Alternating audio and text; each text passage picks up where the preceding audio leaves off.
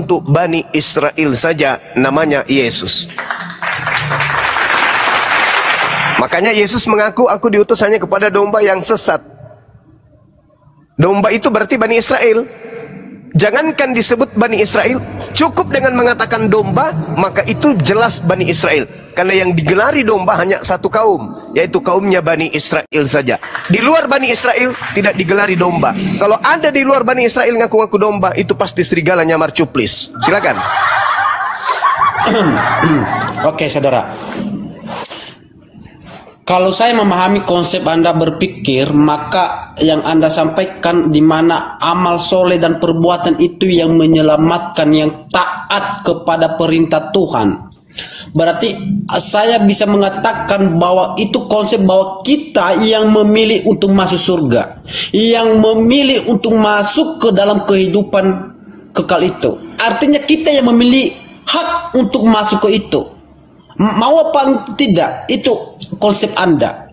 Sedangkan ya, untuk umat Kristen yang memilih untuk masuk ke dalam kerajaan yang hidup kekal itu ya adalah Tuhan. Kenapa? Dasarnya Yohanes 15:16, bukan kamu yang memilih aku, tetapi akulah yang memilih kamu. Dipertegas lagi di dalam Filipi, dia mengatakan bahwa akulah yang memilih kamu sejak sebelum dunia dijadikan. Artinya Tuhanlah yang menentukan manusia itu untuk masuk ke dalam kerajaan surga. Jadi dua hal yang berbeda. Ya, ini dua hal yang berbeda. Anda mengatakan bahwa amal soleh itu membuat Anda untuk masuk surga. Berarti itu adalah Anda yang memilih untuk masuk surga. Itu. Tetapi kami, Tuhan yang memilih kami untuk masuk ke dalam kerajaan surga. Mana yang dua ini yang bisa dikatakan benar? Apakah sudut pandang manusia? Apakah sudut pandang Tuhan? Ketika manusia mengatakan bahwa aku bisa masuk ke dalam kerajaan surga, maka itu bisa dikatakan hal kesombongan. Itu. Tetapi kalau kita mengatakan bahwa Tuhan, bahwa yang memilih saya untuk masuk, bahwa itu merupakan suatu hak prokreatif Tuhan untuk memilih saya untuk masuk ke dalam kehidupan itu. Nah, jadi itu yang harus kita pahami tentang keselamatan. Kalau kita memahami konsep keselamatan itu, setiap hari itu kita melakukan amal soleh berapa sih? Amal baik itu berapa sih? Mungkin kita 25%, tetapi selebihnya itu kita di dalam kehidupan kita seringkali jatuh bangun. Bisa dikatakan 75% kita itu melakukan hal-hal yang melanggar perintah Tuhan. Nah, artinya bahwa ketika setiap hari itu berlanjut, maka kita bisa mengatakan bahwa dosa lebih besar daripada amal baik. Artinya ketika ditimbang amal baik dan amal kejahatan, itu lebih berat dosa. Artinya ketika berat dosa, maka itu masuk neraka. Enggak, dia ini gangguan jiwa ini. Gak apa-apa, sabar dulu biar Pak, sabar dulu. Silakan. Satu sesi lagi, Pak. Silakan. Saya tanggapi ya. Jadi Anda itu selalu bertentangan dengan Bible, bertentangan dengan Tuhan, Elohim, bertentangan dengan Yesus. Lucunya itu di situ. Ya, jelaskan mana? Sabar. Saya terangkan satu-satu. Yesus berkata di dalam Markus 10:24, anak-anakku, alangkah sukarnya masuk ke dalam surga itu. Galatia 5 nomor 21, kedengkian, mabuk-mabukan, pesta pora, dan sebagainya. Terhadap semua itu kuperingatkan kamu seperti yang telah kubuat dahulu, bahwa barang siapa melakukan hal-hal itu, ia tidak akan mendapat bagian di surga. Oke? Kemudian terkait dengan apa yang Anda uraikan, Yesus berkata apa dalam Yohanes 5? Kalau Anda pintar, kalau Anda cerdas, Anda coba baca. Ini seirama dengan Al-Quran. Apa yang dikatakan oleh Yesus? Dan akan bangkit. Sabar. Mereka yang melakukan amal baik akan bangkit untuk hidup yang kekal di surga. Dan mereka yang melakukan perbuatan jahat akan bangkit untuk dihukum di neraka. Kata siapa? Kata Yesus. Lalu kata Paulus, Roma 10 nomor 9, barang siapa yang mulutnya berkata Yesus Tuhan, selamat. Enak kali. Sementara Yesus sendiri mengatakan, barang siapa yang melakukan amal soleh, amal kebajikan, perbuatan-perbuatan baik, akan bangkit dan hidup kekal di surga. Dan mereka yang melakukan perbuatan jahat akan bangkit untuk dihukum di neraka. Yohanes 5 nomor 29. Mika 7:13, dan bumi akan menjadi sunyi sepi karena penduduknya, karena mereka akan diupah berdasarkan hasil perbuatan mereka masing-masing. Hosea 12 nomor 2, Tuhan juga berselisih dengan Yehuda dan akan menghukum Yakub sesuai dengan jalannya. Dia Tuhan akan membalas sesuai dengan perbuatannya masing-masing. Yeskel 33:20, namun kamu berkata, jalan Tuhan tidak lurus. Hai kaum Israel, aku akan menghakimi kamu masing-masing menurut jalan hidupmu masing-masing. Yeskel 36:19, aku juga menyebarkan mereka di antara bangsa-bangsa, dan mereka akan tersebar ke seluruh negeri sesuai dengan cara dan perbuatan mereka masing-masing. Aku akan menghakimi sedemikian adanya. Yeskel 24:14, aku Tuhan telah berfirman, hal itu akan datang dan aku akan bertindak. Aku tidak akan menyesal dan aku tidak akan mengasihi dan aku tidak akan menyesal. Menurut jalanmu, menurut perbuatanmu, aku akan menghakimi engkau masing-masing sesuai dengan itu. Demikian firman Tuhan. Masih mau? Yeskel 21 nomor 14, tetapi aku akan menghukum kamu sesuai dengan hasil perbuatanmu masing-masing. Demikianlah firman Tuhan. Masih mau? Yesaya 3 nomor 10, katakanlah kepada orang yang benar bahwa mereka akan beruntung karena mereka akan memakan hasil dari perbuatannya masing-masing. Masih mau? Ayub 34 nomor 11, karena Tuhan membalas orang manusia menurut pekerjaannya masing-masing dan memberi balasan menurut jalan yang dipilih masing-masing. Lu mau kemana? Yuk mau kemana? Okay. Yuk mau kemana? Yuk mau kemana? Bacot. Silakan.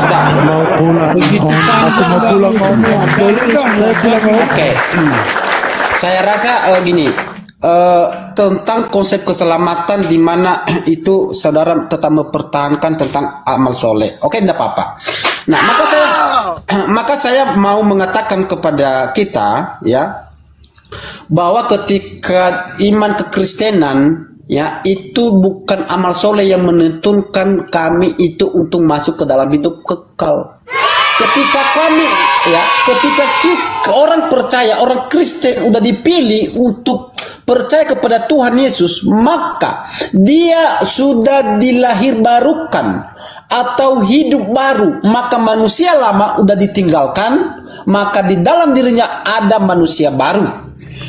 Contoh dan ciri-ciri manusia baru itu berdasarkan Galatia pasal 5 ayat 22 menjelaskan tentang 9 buah-buah roh di sana. Kasih, sukacita, damai sejahtera dan seterusnya sampai pengendalian diri. Nah, itu adalah ciri-ciri orang yang dipilih Tuhan. Maka ketika kita udah dipilih Tuhan, ya, berdasarkan Yudas 1 nomor 4 yang menjelaskan ketika Anda dipilih, maka Anda itu jangan menyalahgunakan kasih karunia itu, ya, karena itu pemberian Tuhan secara cuma-cuma. Maka kita harus mensyukuri dan menghargai dan melakukan perintah-perintah Tuhan itu, ya. Jadi ketika Tuhan yang memilih kami, maka di dalam hal itu kami tidak boleh menyalahgunakan hal itu, ya, karena di dalam hidup kami ada manusia baru. Nah, saya mau mengkomentari tentang konsep keselamatan di dalam iman Islam, ya. Bagaimana mungkin Anda mengatakan bahwa amal soleh itu masuk dalam kerajaan surga? Ya, sedangkan, ya, contoh-contoh orang di dalam iman, di dalam Al-Quran Anda, di dalam hadis saudara, memberikan kita pedoman bahwa tidak ada yang masuk dalam kerajaan surga melalui amal soleh. Contoh siapa di dalam iman saudara? Bapaknya Nabi saudara Muhammad. Di mana di situ mengatakan, ada seorang yang mengatakan, dia mengatakan, bapakku kemana? Dia mengatakan apa? Bapakmu di neraka. Nah, maka orang itu sedih dan pergi. Maka Muhammad menghampiri dia, dia mengatakan, bapakku dan bapakmu berada di neraka. Bagaimana Anda mengatakan bahwa amal soleh itu meyakinkan Anda untuk masuk di dalam kerajaan surga? Dan sampai sekarang saudara-saudara saya Islam sampai sekarang mendoakan Nabi Muhammad. Nah, bagaimana mungkin Anda mengatakan Anda masuk surga sedangkan Nabi yang Anda yakini itu tidak ada jaminan untuk masuk surga? Karena kenapa saudara Anda itu masih mendoakan Nabi Anda? Nah, kira-kira begitu. Poinnya didapat. Silakan. Langsung Pak, silakan. Silakan. Iya, jadi sekali lagi saya katakan, benar kata sahabat kita Bang Muhammad, orang ini ada sedikit-sedikit ini kesetrum kayaknya. Ini dalil yang kau bantah dalam kitabmu lu. Dalam kitabmu pun kau bantah. Sudah berapa banyak dalil yang saya katakan, bahkan Yesus pun menerangkan itu. Yohanes 5:29. Di hari kebangkitan orang dibangkitkan. Orang yang memiliki amal soleh, amal kebaikan, maka akan dibangkitkan untuk menikmati hidup yang kekal di surga. Orang yang melakukan perbuatan jahat akan dibangkitkan untuk merasai neraka. Dalil, ucapan siapa? Ucapan Yesus, bukan ucapan saya. Berarti sesuai dengan Al-Quranul Karim. Salah satu contoh, A'udzubillahi minasyaitonirrajim. Yauma yajma'ukum liyaumil jam'i.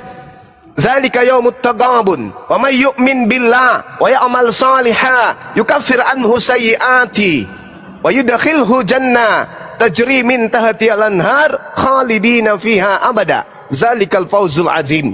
Pada hari nanti dikumpulkan semua manusia, dihimpun semuanya dari Nabi Adam sampai manusia terakhir, dikumpulkan di padang mahsyar. Apa kata Allah? Itulah hari di mana semua kesalahan dan dosa-dosa akan diungkapkan. Lalu kata Allah, barang siapa di antara mereka yang beriman kepadaku dan mengerjakan amalan saleh, perbuatan baik, aku Allah akan menghapuskan dosa-dosanya dan memasukkannya ke dalam surga. Itulah kemenangan yang agung, jelas dalam kitab kami. Begitu juga kata Yesus, Yohanes 5 nomor 29. Nah, sekarang supaya kita nggak melebar kemana-mana, tolong tunjukkan di mana Yesus memberi jaminan keselamatan kepada orang-orang yang bernama Kristen.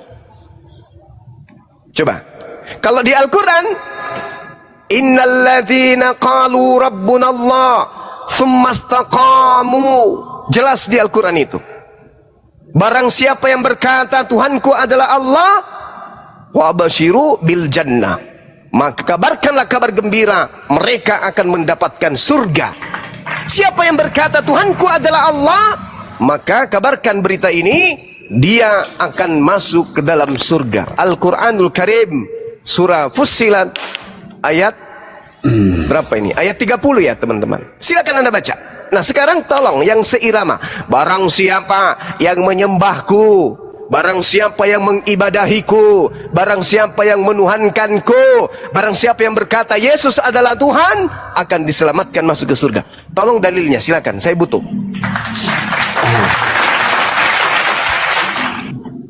Oke.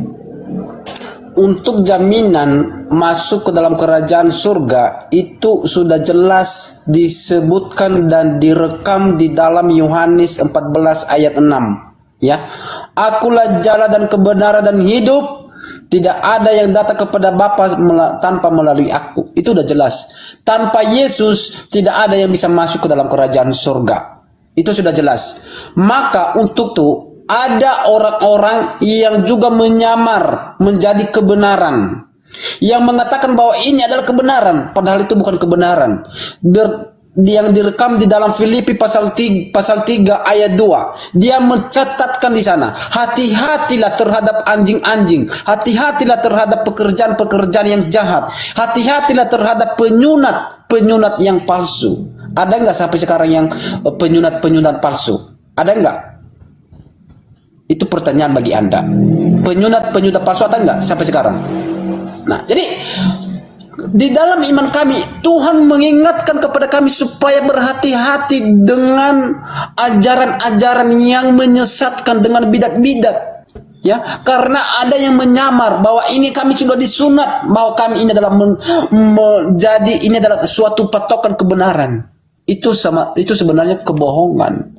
Nah, ketika Anda mengatakan bahwa keselamatan di dalam hukum Taurat, ya, itu gimana ya?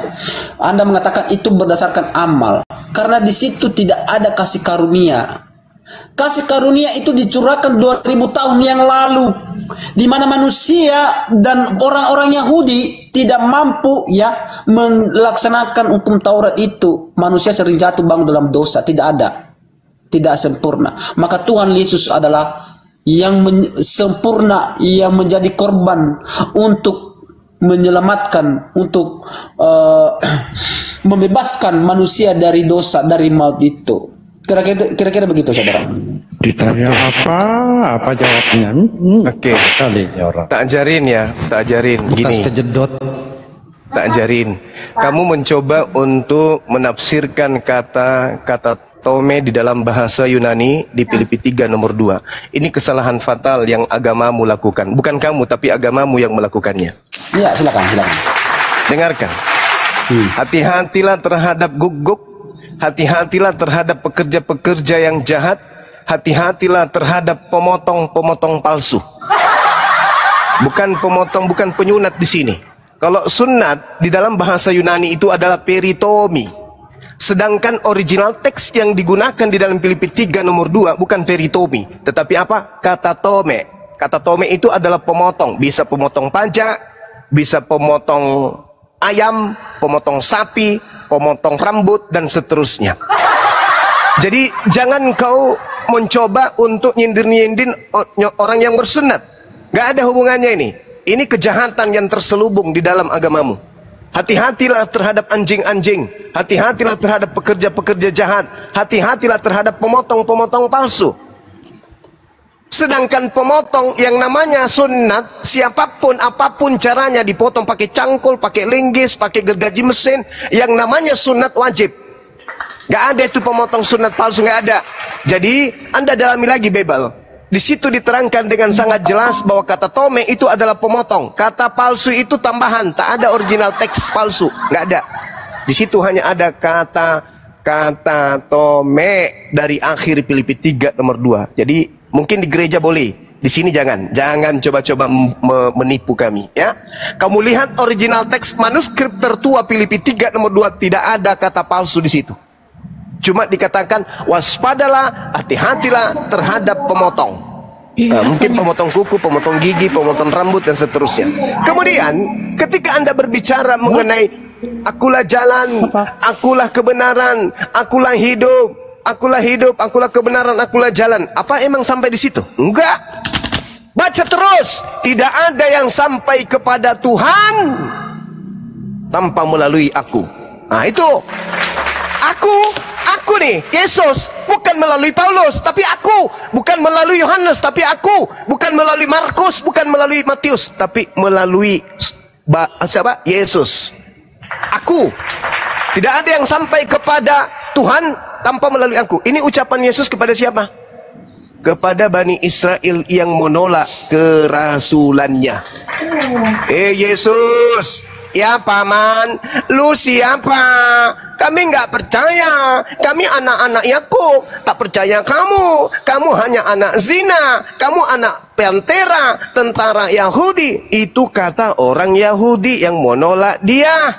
Maka Yesus menjawab apa? Hei kamu Bani Israel, meskipun kamu itu duduk di kursi Musa, meskipun kalian itu punya Torah, tapi kalau kalian tidak menerima aku sebagai utusan Tuhan Elohim kepada kalian, kalian tidak akan sampai kepada ilah Abraham, Ishak dan Yakub.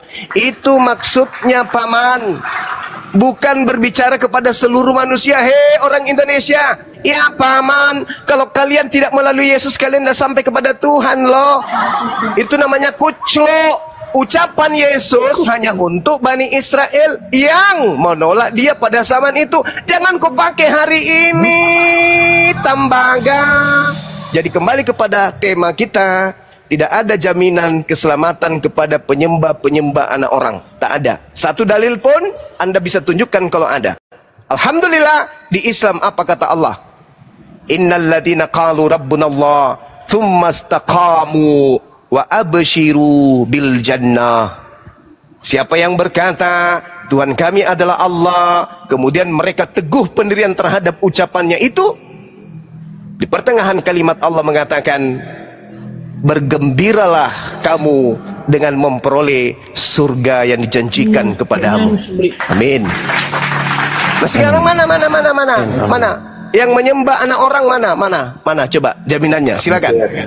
Silakan, paman, gaskan paman. Tunggu dulu, dia tadi ditanya Bang Zuma tentang di mana ada dalil tentang keselamatan Kristen yang diucapkan Yesus. Ya, jangan betul. dia sih mau bertanya yang ditanya Bang Zuma nggak ada dia jawab.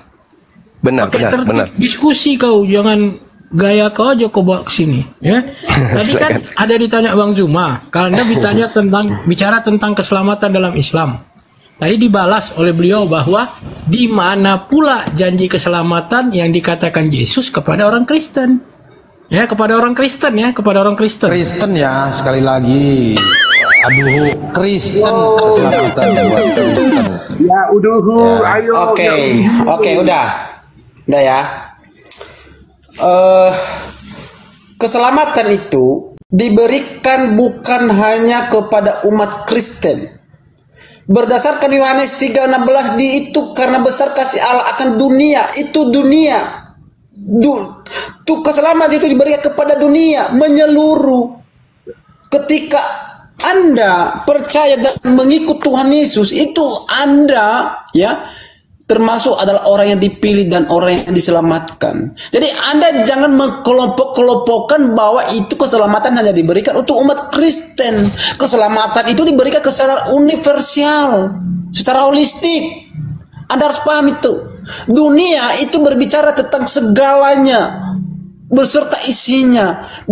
Tuhan dikaruniakan, Yesus dikaruniakan untuk dunia, bukan untuk orang umat Kristen. Anda harus pahami di situ. Ya, bagaimana juga orang Yahudi dan orang non-Yahudi, bagaimana mereka itu dilarang untuk kawin-mengawin, untuk saling menolong. Tetapi ketika Tuhan Yesus hadir di tengah-tengah Yahudi, maka apa yang dilakukan? Dia menolong. Bahkan ketika orang yang di luar Yahudi beriman pun kepada dia disebutkan.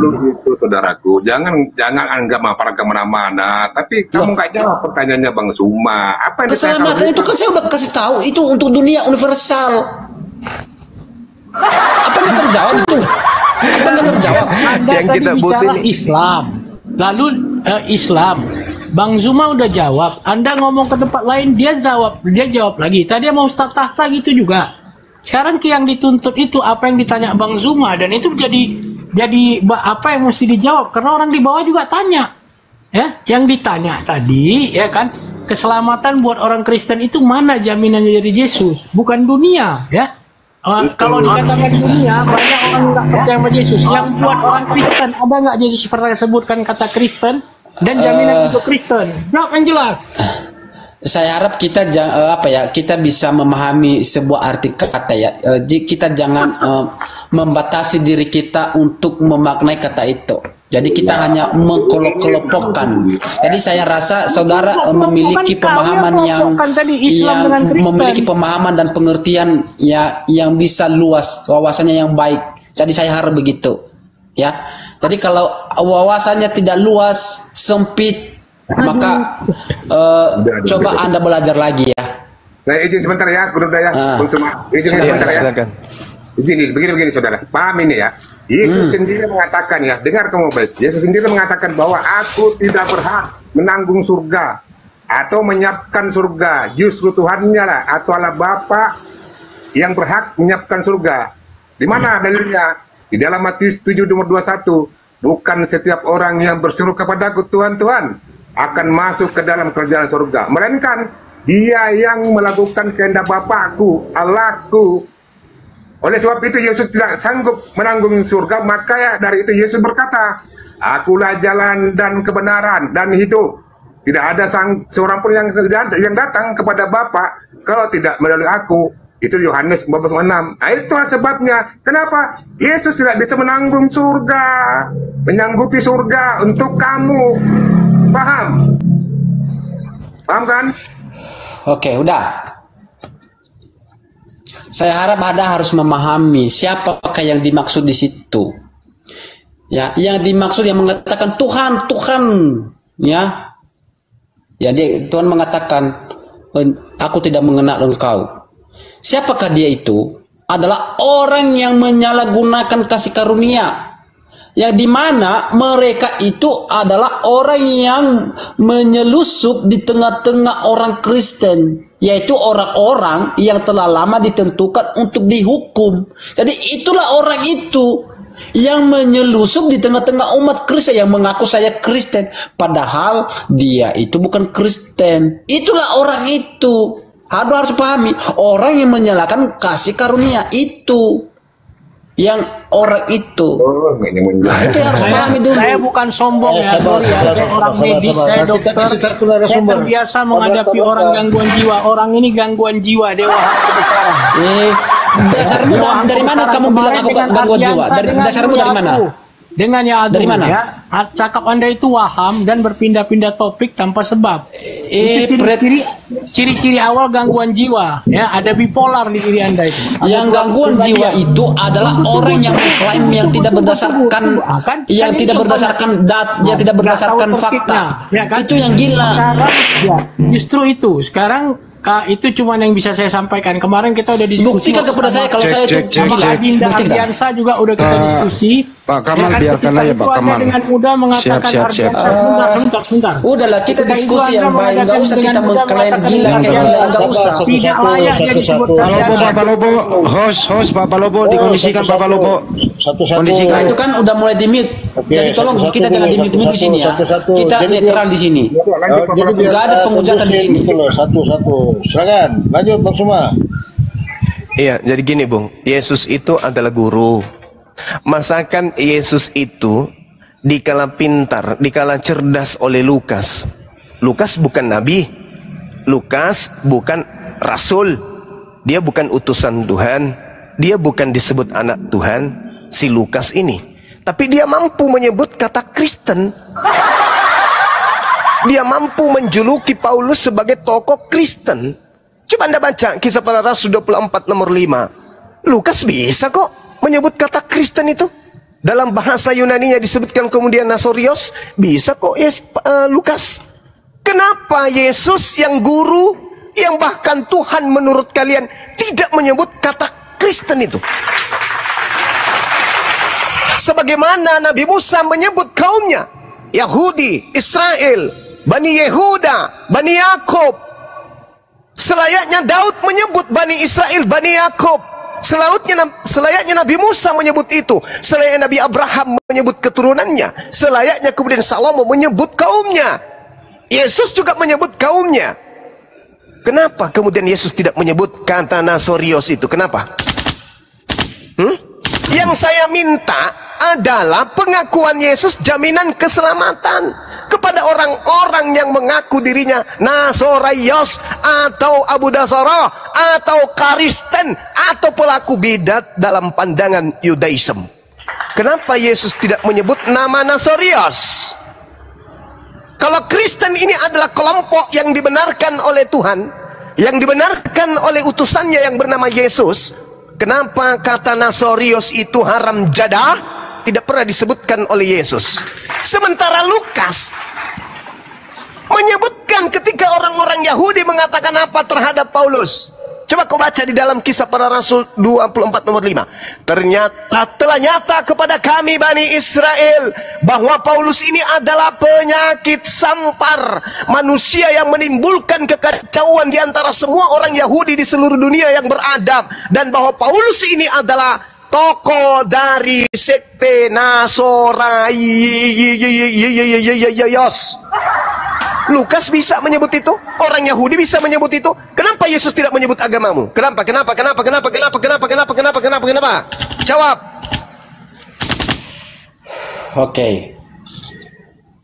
Kekristenan itu bukan berbicara tentang. Kenapa Yesus tidak menyebut Nasorios? Bukan kekristenan adalah. Saya nggak butuh itu. Nah, saya butuh kalau agamamu ini punya legalitas daripada Yesus, Yesus pasti menyebut agamamu. Kenapa Yesus tidak menyebut agamamu?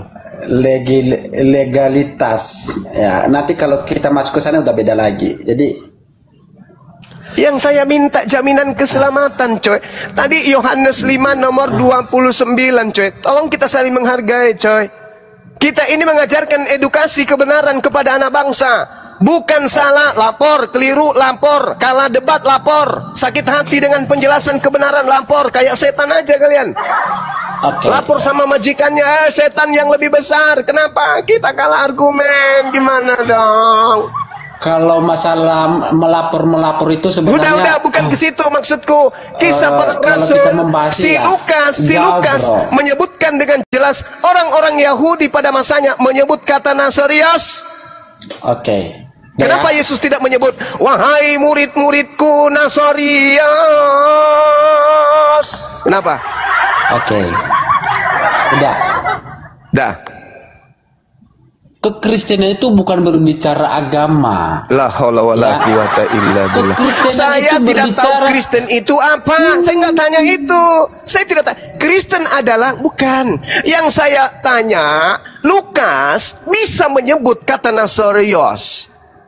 Orang-orang Yahudi bisa menyebut kata Nasorios. Kenapa Yesus tidak memberikan pernyataannya tentang Nasorios itu? Kenapa? Jawab. Kalau Anda memahami tentang pewahyuan, seluruh kitab suci ini adalah perkataan Tuhan. Jawabannya apa, Bu? Lukas menyatakan kata-kata itu adalah atas pengilhaman oleh Roh Kudus, atas tuntunan daripada Roh Kudus. Anda harus paham itu. Anda harus memahami kata Yesus tidak butuh Roh Kudus. Yesus adalah Tuhanmu sendiri. Tuhanmu itu dewa yang nusul menjadi manusia. Kolose 2:9, rambut sampai kuku Tuhan. Dia Tuhan. Kolose 2:6-7-8, dia adalah Tuhan yang mengosongkan diri menjadi manusia, mati digantung di atas pohon. Dia Tuhan. Kenapa dia tidak menyebut kata karisteng, sedangkan orang Yahudi menyebutnya? Kisah Para Rasul 24 nomor 5. Kenapa? Kalau karisteng ini jalan keselamatan menuju surga, maka Yesus pasti menyebut kata karisteng. Kenapa Yesus malah disebut juru Islam? Yesus adalah juru Islam. Yesus adalah juru Islam. Yesus adalah juru Salom. Yesus adalah juru selamat. Mana Yesus juru Kristen? Mana? Kalau Anda mengatakan kekristenan, maka Anda harus pahami apa arti kekristenan. Itu ya. La haula wala quwata apa arti kekristenan kalau Anda paham? Saya tidak mau belajar apa tentang arti karisteng. Apa arti? Nah, itu. Saya hanya ingin legalitas jaminan keselamatan Yesus kepada pemakan babi, saudara saya kepada pemakan anjing, pemakan monyet. Harus memahami saya arti butuh kata jaminan dari Yesus kepada yang disko hari Minggu, yang bermusik ria hari Minggu, yang bermabuk ria pada saat hari Natal dan seterusnya. Yang saya butuhkan itu legalitasnya dari Yesus. Mana? Saudara saya agama iklan yang harus memahami arti kekristenan, artinya. Allahu Akbar. Allahu Akbar. Itu adalah pengikut Yesus. Yadu, coba dengarkan pertanyaannya Banyu baik-baik. Sepertinya kau nggak paham. Coba diulang pertanyaannya Banyu. Anda tidak mengerti makna kekristenan. Apa? Saya tidak tahu makna Kristen itu apa. Saya nggak mau tahu. Nah, itu kan Yang Dia saya nggak mau paham tahu apa yang dia legalitas bicarakan. Kristen. Kristen Bagaimana? pengikut Yesus. Kristen Bagaimana dia pengikut bisa berdialog Paulus. sedangkan dia tidak tahu Kristen apa yang dia itu bicarakan? umat ibadah minggu. Saya tidak Nah, mau ini kan urusan dengan itu. ngeyel Saya nggak kayak mau begini, berurusan. kan? Hei, Ngeyel, saya tidak mau kan? berurusan dengan itu. Saya tidak mau Berdiskusi berurusan itu dengan apa itu Kristen. fair, bro. Saya berurusan legalitasnya. Kita harus paham apa yang Legalitas kita- Kristen dari Yesus untuk Oke. mendapatkan jaminan Aku tanya sama keselamatan kamu, itu di apa mana? legalitas agama, legalitas. agama Islam, agama iklan. Agama Oke. iklan itu apa? Oke, coba Agama saya iklan mana? Oke, saya bacakan kepada Anda dalilnya dalam Al-Qur'anul Karim. Al-yauma akmaltu lakum. Tuh, ada dalilnya dalam Al-Qur'an. Al-yauma akmaltu lakum dinakum wa atmamtu alaikum ni'mati wa raditu lakumul Islam. Disebutkan oleh Allah, disebutkan oleh baginda Rasulullah Muhammad sallallahu alaihi wasallam. Yesus, tolong tunjukkan di mana Yesus menyebut kata Nasorios. Silakan. Pengertian dari kekristenan itu adalah pengikut Kristus. Anda harus pahami yang itu. itu Kalau tidak Anda ditanya. memahami itu ya, Anda mentok di situ. Bukan itu yang Sedangkan ditanya. di dalam Stop. di dalam iklan Biar mana dulu, ada biar yang dia, Anda biar. bacakan itu, ya, yang Anda bacakan itu adalah pesan yang tidak, Yadu. yang Yadu, tidak Yadu. ada alamatnya. Ya, aduh. Pertanyaannya Bang Juma, pernah nggak Yesus waktu hidup menyebut kata Kristen? Paham nggak bro, arti kekristenan? aduh, Paham semangat, nggak apa semangat. kata-katamu? Apa yang Anda ucapkan? Paham jawab nggak arti aja itu? pernah Oke. atau tidak? Oke, apa menurutmu agama Kristen? Iya, pernah nggak Yesus menyebut kata Kristen Iya, saya waktu tanya hidup? apa menurutmu agama Kristen? Agama Kristen kan bukan agama. Iya, apa pengertian kekristenan? Saya nggak tahu. Nah, itu kan artinya Anda tidak paham apa yang Anda ucapkan. Harusnya Orang Anda nanya, paham Bang Juma apa yang Anda nanya. ucapkan. Bang Juma nanya, Hah. pernah nggak Yesus Bagaimana menyebut suatu Kristen? pertanyaan yang tidak Anda Nggak, mengerti? tidak ada jawabannya Bang Juma. kata Jangan itu? ditanya, nggak ada jawabannya. Udah cukup. Error. Udah ya, berarti percuma kalian koar-koar, percuma Yesus mengatakan, aku mengenal muridku, muridku mendengarkan suaraku, mereka mengikuti aku. Karena nggak ada hubungannya dengan Anda. Justru, tunggu sabar. Justru kelompok yang mengatasnamakan dirinya Kristen yang kelak diusir. Bukan jaminan, tapi pengusiran. Matius 7:22 nomor 23. Bukan setiap orang yang menyeru aku Tuhan akan masuk ke dalam kerajaan Elohim, melainkan mereka yang melakukan kehendak Elohim. Atas kehendak siapa Kristen menyembah Yesus? Atas kehendak siapa Kristen merasulkan Paulus? Atas kehendak siapa Kristen makan babi? Atas kehendak siapa Kristen tidak bersunat? Atas kehendak siapa Kristen ibadah minggu? Atas kehendak siapa Kristen mengatakan Tuhan menjadi manusia? Atas kehendak siapa Kristen mengatakan bahwa keselamatan hanya ada dalam nama Yesus? Atas kehendak siapa? Tidak setiap orang menyeru aku Tuhan, Tuhan tuh akan masuk ke dalam kerajaan surga, melainkan mereka yang melakukan kehendak Bapa. Hari terakhir nanti banyak orang berseru kepadaku, Tuhan. Bukankah kami Kristen bernubuat pakai namamu? Bukankah kami Kristen mengusir setan pakai namamu? Bukankah kami Kristen bermujizat pakai namamu? Yesus menjawab apa? Pada hari itulah, pada saat itulah, aku Yesus yang mereka sembah, yang mereka manfaatkan namaku, akan berkata kepada Kristen, enyahlah daripada aku wahai Kristen, kamu semua Kristen adalah pembuat kejahatan, dan aku tidak mengenal kalian semua wahai Kristen. Tuh. Kalau Anda menyangkali pernyataan saya, silakan Anda tunjukkan di mana Yesus bermesraan dengan penganut agama nyembah dia, makan babi, tidak bersunat, ibadah minggu. Silakan tunjukkan ke saya. Oke. Kalau Anda menanyakan Semangat. Oke, semangat bro. Jadi kalau seandainya Anda menanyakan tentang di mana orang-orang menyembah Tuhan Yesus, ya, dan murid-muridnya, berdasarkan Yohanes 28 ayat nomor 28, di situ Thomas menjawab Yesus, ya Tuhan dan Allahku. Ya, dia memakai kata Tuhan dan Allahku di sana. Apakah Yesus menolak penyembahan Thomas apa tidak? Tidak. Nah, artinya bahwa Yesus itu memang adalah Tuhan yang layak disembah. Dia adalah Tuhan yang benar. Nah, itu udah ada dasarnya. Nah, pertanyaan saya kepada saudara, ya sekarang, yang dimana Anda mengatakan ada legitimasi di dalam Al-Quran, tunjukkan di mana legitimasi itu, pengakuan itu di mana, jelaskan dalilnya di mana, itu aja. Silakan. Mana jawabanmu? Loh, yuk Thomas dia mengatakan iya Tuhan dan Allahku, menyembah di situ. Yesus adalah Tuhan. Jadi menyembah di situ.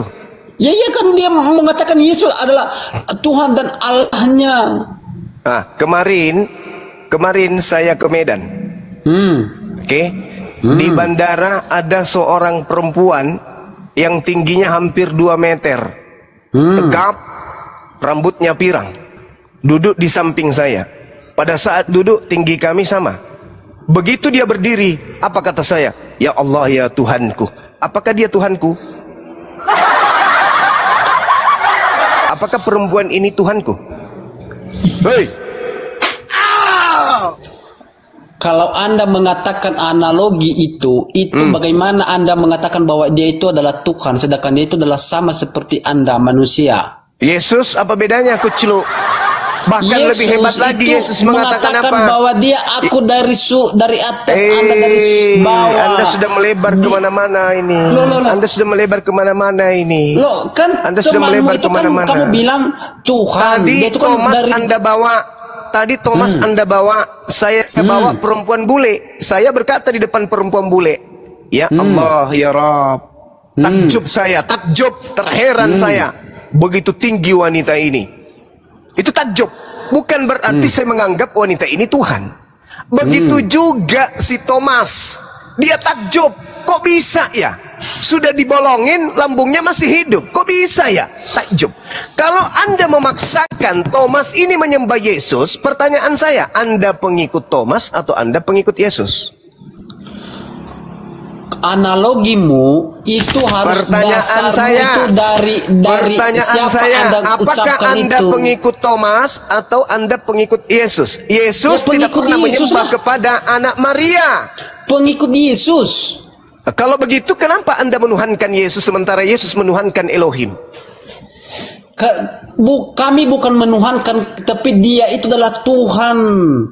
Karena dia adalah yang menciptakan segala bumi dan serta isinya. Karena berdasarkan Yohanes 1 nomor 3. Ini masih mau dipertahankan orang robek kepalanya kayak gini, teman-teman.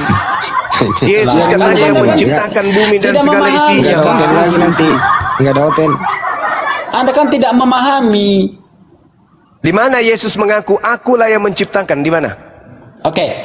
Berdasarkan Yohanes 1 nomor 3. Nomor 3. Ya. Yang saya tanya apa? Yang saya tanya apa? Di mana Yesus mengaku bahwa dia yang terus kenapa menciptakan kamu bumi? bawa Yohanes 1 nomor 3? Ya itu kan firman Tuhan. Nenekmu kiper. Sejak Itu kapan kan Yohanes data. jadi Tuhan? Allah, Anda paham nggak? Enggak, saya tanya dulu. Alkitab itu Sejak melalui para kapan? penulis. Dengar. Yohanes menerima firman dari Tuhan langsung atau dari Yesus? Dari Tuhan. Dari Tuhan. Bukan hanya menerima wahyu itu, tetapi dia adalah saksi mata. Saksi mata. Penulis Yohanes ini menerima perkataan dari siapa? Dari Yesus saksi atau mata bukan? Dan dari Tuhan. Bukan dari Yesus. Dari Yesus ya. Kenapa enggak tinta merah? Lah ikan pewahyuan. Karena itu adalah yang diwahyukan yang dimana dituntun oleh perkataan Roh Kudus. Yesus di Bibelmu itu tinta merah. Kenapa Yohanes 1 nomor 3 bukan tinta merah? Kena kau di sini. Itu tinta merah dan tinta hitam itu di mana perkataan Yesus yang berkata tinta merah. hitam itu di mana itu adalah yang diwahyukan oleh Roh Kudus kepada para penulis. Harus paham tuh. Kamu tadi mengatakan bahwa yang berkata kepada pengarang Yohanes di Yohanes 1 nomor 3 adalah Yesus. Kalau Yohanes 1 nomor 3 itu perkataan Yesus, kenapa bukan tinta merah? Jawab. Kenapa? Karena Yohanes itu adalah saksi mata. Saksi mata, bro. Harus paham dulu. Ketika dia adalah saksi mata, dia menulis apa yang terjadi. Robek otakmu kubuat. Katanya yang tinta merah ucapan Yesus. Tinta hitam? Iya. Tinta hitam apa? Ucapan kata merah itu adalah ucapan Yesus. Tinta hitam? Yang di mana itu adalah ucapan Yesus sendiri. Iya. Tinta hitam? Tinta hitam? Titan bukan merah titan. itu apakah Yesus yang menulis? Bukan titan. Tinta hitam? Apakah Yesus yang menulis? Titan merah? Bukan titan. Udah belepetan. Saudara ya aduh dengarkan saya, saudara. Kita ini kan orang Indonesia. Orang Indonesia itu kan menerima sebuah pengajaran, baik Islam maupun Kristen itu kan ajaran dari luar, bukan asli ajaran dari nenek moyang kita di Indonesia ini. Tapi agama yang diajarkan oleh Nabi yang datang dari luar, baik itu Islam maupun Kristen. Nah, kita orang Indonesia ini adalah anak bangsa yang negara ini butuh kecerdasan kita untuk mengisi, sabar dulu, untuk mengisi kehidupan kita sebagai bangsa, sebagai rakyat, sebagai penduduk yang memiliki kemudian akidah, agama, kepercayaan masing-masing, di mana kita dituntut untuk menjadi pemeluk agama yang baik untuk mengisi kemerdekaan. Nah, coba Anda renungkan. Agama Anda itu sumbernya bukan dari Yesus, tapi dari Barat. Ketika Anda mencoba kemudian mempertahankan argumentasi Anda dengan akal-akalan seperti ini, itu sama halnya Anda mencoreng umat Kristen. Karena Anda berbicara mewakili mereka tanpa data, hanya belepotan. Maka saya ngajak saudara, silakan dalami lagi Bible, perdalam lagi Bible. Dalami betul-betul. Jangan terjun ke dunia debat diskusi seperti ini tanpa Anda memperdalam Bible. Kalau Anda sudah memperdalam Bible, saya yakin Anda akan menjadi debater yang handal. Saya tunggu itu. Jangan sekarang, Anda masih minim sekali. Jangan sekarang. Kalau Anda belajar mengatakan dulu. Anda itu adalah seorang debater, Anda paham belajar dulu. Anda perdalam paham dulu tentang Bible. bahasa Yunani dan Ibrani? Saya standarnya dengar. Saya standarnya sabar. Saya Sampai di sini paham nggak dasarnya dulu? Sabar. Bisa baca nggak? Sabar. Kalau Yadu bisa baca nggak? Yadu bisa Ya baca. bisa. Kita uji sekarang di sini. Ayo. Sabar. Uji Banyuma. Dia bisa baca. Zuma bisa nggak? Sabar. Kalau nanti Sabar Anda dulu. bisa. Sabar dulu. Saya akui Anda. Oke, sabar dulu. Silakan. Kalau orang bisa membaca tanpa bisa menelaah, apa artinya bisa membaca tanpa bisa menelaah? Adalah lebih baik bisa menelaah meski tak bisa membaca. Oke? Berarti Anda tidak bisa membaca? Anggaplah saya tidak bisa membaca. Nah. Oke, sekarang mari kita uji. Anda bisa membaca. Anda jadi bisa ketika membaca. Anda mengatakan Anda seorang debater, Anda tidak menguasai.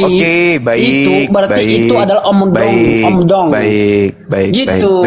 Baik. Anda bisa membacakan. Nah, sekarang Yes. coba Anda baca di dalam 1 Yohanes 5 nomor 7. Berapa, bro? Ya, dalam bahasa Yunani ya. Silakan. Dalam bahasa Yunani 1 Yohanes 5 nomor 7. 5 nomor 7. Oke. Ya. Saya bacakan kepada Anda. Yes. Hoti Tries Amy Ho Marturio and Ho Ouranos. Ya. Ho Pater Hologos Kai Ho Hogios Pneuma Kai Houtos Hos Trace Haze AC. Oke, baik. Paham? Mana yang lebih hebat? Anda apa saya? Tunggu. Mana yang Apa yang sini Anda dulu. pahami? Sampai di Apa sini yang dulu. Anda Mana yang pahami? lebih hebat? Anda apa saya? Tunggu, Anda yang hebat. Saya cuma mau Nah, tanya, itu apa dong, yang Anda Anda tidak paham, pahami? kan? Karena Anda hebat, saya tanya, apa yang Anda pahami? Apa yang Anda pahami terkait ucapan yang ada di sana yang mengatakan son aurano pateras logos kai agio padema kai alfataria aina. Apa yang Anda pahami tentang dalil itu? Silakan. Anda bisa baca kan? Oke. Ya. Saya nggak bisa baca. Di mana di sana dia mengatakan bahwa sebab ada 3 yang memberi kesaksian di dalam surga. Tunggu. Saya ulang. Firman dan Roh Kudus, dan ketiganya adalah satu. Saya ulang. Apa yang Anda pahami tentang kata ston aurano? Oke, Pateras, sampai di sini logos, Anda paham? kai agio, pneuma, kai alpha, tatria. Aduh, siapa yang nge-kick ini? Report. Apa ini? Itu ke report itu. Bro Yadu. Aduh. Bro Yadu. Ya, Anda barusan baca di situ ada berapa Tuhan di surga? Bro Yadu tadi Anda baca. Ada kata treis. Oke, ada dari tadi berapa kita Tuhan di membahas surga, tentang kekristenan. Sekarang saya mau tanya iman Anda. Bentar Boleh? dulu. Tadi belum jelas Boleh ini. Ntar dulu Yadu. Dari 1 tadi Yohanes 5:7 saudara itu. menjawab, Wis. menanyakan iman saya. Sekarang saya mau tanya imanmu. Ntar dulu Banyuma belum naik. Ini saya sambungin. Tunggu Banyuma dulu. Di situ Anda tadi barusan baca. Kita di sini ya, giliran dialog Banyuma dua balik arah. lagi. Silakan Nah, itu Bang Zuma. Ya, Ya, Bang silakan. Zuma tadi dia jawab 400 pertanyaan Anda. Dan maaf, bukan saya besar-besarkan, semua pakai dalil. Anda apa yang ditanya tentang konsep keselamatan yang Yesus jamin untuk orang-orang Kristen, sampai sekarang tidak terjawab. Dan saya melihat waham kebesaran diri Anda. Habis baca teks Yahudi, siapa yang lebih bagus bacanya? Ya bagus Bang Zuma. Itu Yunani tadi itu. Itu waham besar. Oke, sekarang Zuma membaca Yunani. Silakan. Coba berobat dulu ke dokter jiwa itu. Silakan. Saya katakan saya tidak bisa baca. Saya cuma mengatakan Berarti kepada Anda bukan saudara. seorang debater dong kalau begitu. Apa yang Anda pahami tentang pernyataan di dalam kitab 1 Yohanes 5 nomor 7, pernyataan ston aurano, pateras logos kai agio pneuma kai alpha aftata tria ainai ina. Apa yang Anda pahami di situ? Sebelum kita lanjutkan ke materi pendalamannya, silakan. Saya rasa sih Anda sudah paham ya arti dari itu. Saya sudah baca tadi Apa yang arti Anda pahami? dari teks itu. Apa yang Anda pahami? Sebab ada 3 yang memberi kesaksian. Bukan ke situ. Katanya bisa baca. Inilah yang saya katakan, bahwa orang yang bisa baca belum tentu bisa paham, tetapi orang yang bisa paham belum tentu juga bisa baca. Kalau orang udah tajam pendengarannya, meskipun dia tidak membaca, kalau dia mendengarkan dia bisa urai. Nah sekarang Anda bisa baca tapi Anda tidak bisa mengurai, percuma kan? Kok nangis?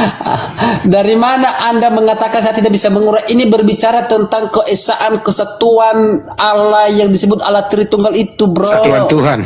Oke, baik. Itu pertanyaan kedua. Pertanyaan kedua, dengarkan. Pertanyaan kedua. Ston aurano, fateras logos kai agio pneuma. Ini 3 adalah satu katanya. Itu ada nggak original teksnya? Ya ini ada. Coba tunjukkan. Buka kamera, silakan. Buka kamera, silakan. Buka kamera, silakan. Bentar. Iya. Ada yang bisa buka kamera di sini dari pihak Islam? Ya, saya Pak. Masya Allah. Silakan, akhi. Alkitab Sabda Yohanes 1 Yohanes 5 nomor 7 di paralel. Nah, biar kita cungkil otaknya saudara kita ini bisa sehat, biar sehat.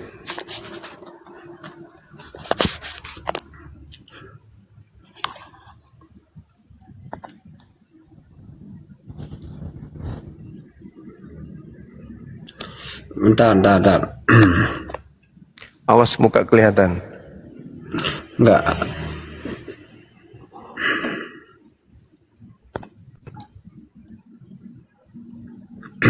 Oke.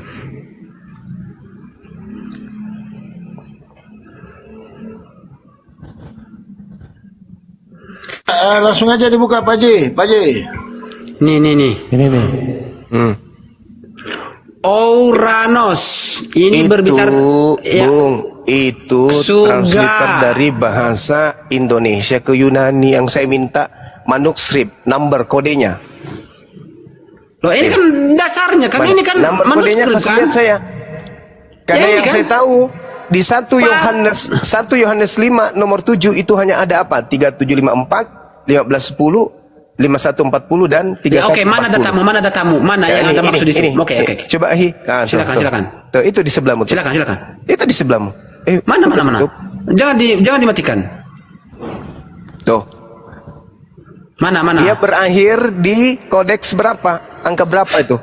3140. Jelas semua, Bro. Jelas semua, Bro. Nah, sekarang permasalahannya pernyataan di dalam surga Bapa, Firman dan Roh Kudus dan ketiganya adalah satu, itu kodeks nomornya berapa? Ada. Ini. Pater Hologos Kaito. Itu terjemahan, itu ditranslate dari bahasa Indonesia ke Yunani. Yang saya minta Ini bukan kode. Indonesia ke Yunani. Ini adalah Yunani ke Inggris dan Indonesia, Bos. Kita merujuk kepada kodeks tertuanya. Itu seri nomor berapa? Ahi, jangan ke situ, Ahi. Mundurkan kembali, Ahi. Oke. Mana datamu yang Anda maksud itu? Tuh, lihat tuh. Nah. Angka-angkanya jelas. Tuh, jangan ke situ.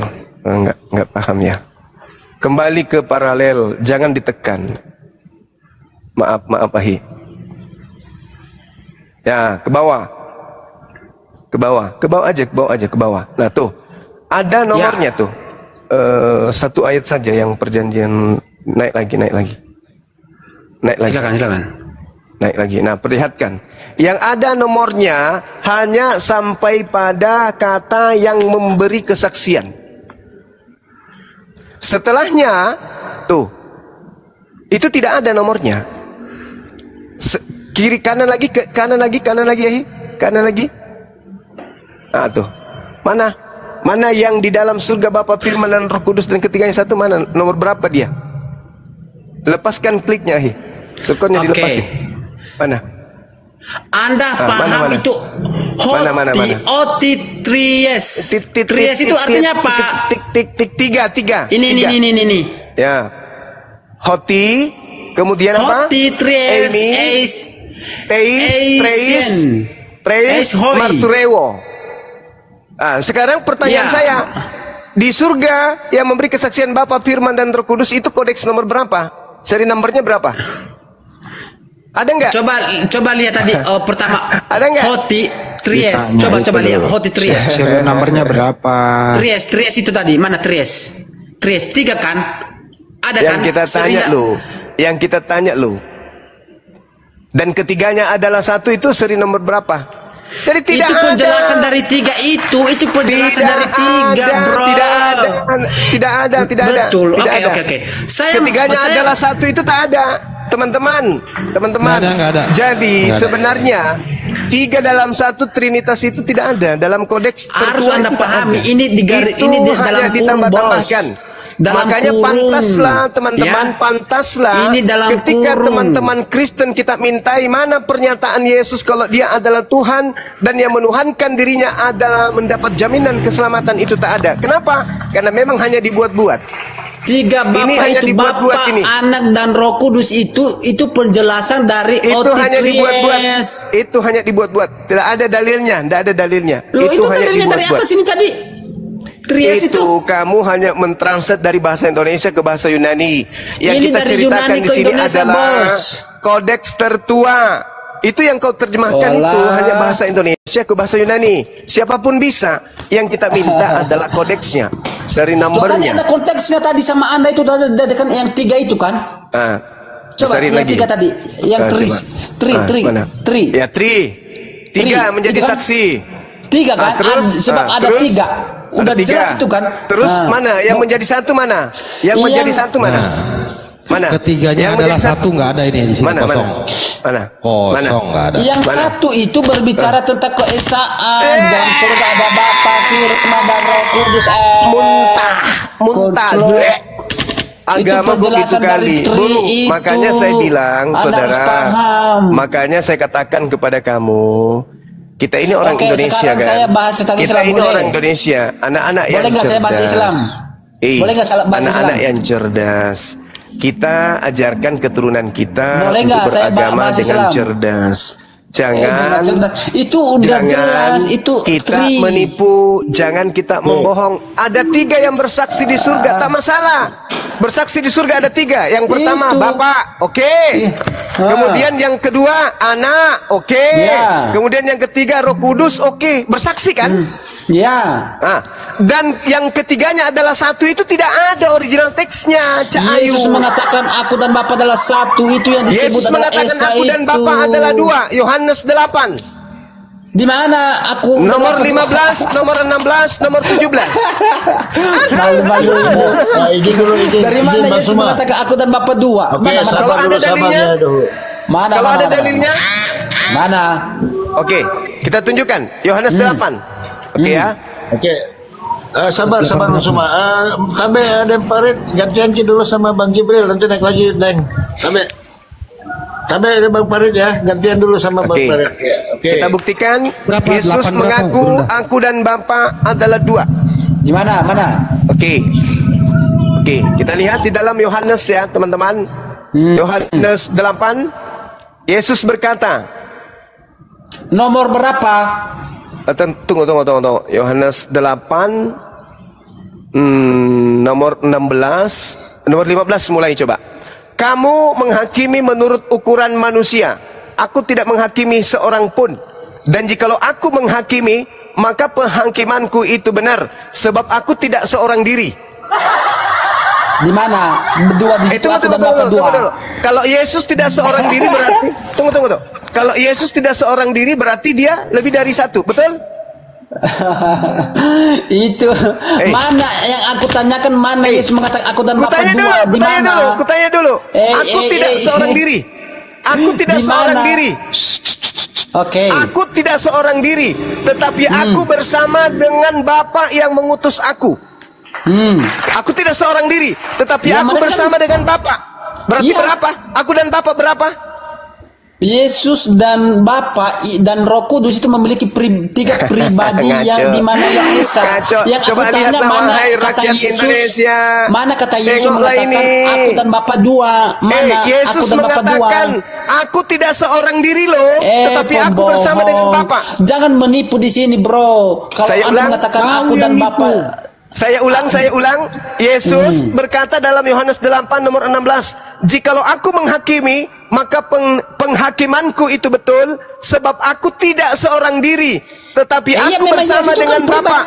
Kan Yesus kan pribadi, satu pribadi, Bapa satu pribadi, Roh Kudus satu pribadi, tapi satu hakikat. Itu jelas itu. Apa yang salah? Aku dan Bapa tidak seorang diri, tetapi berdua, betul? Apa yang salah? Mana berdua di sini kata berdua? Aku tidak seorang diri, Allah, tetapi aku tidak. bersama dengan Bapa. Berarti aku berapa orang situ?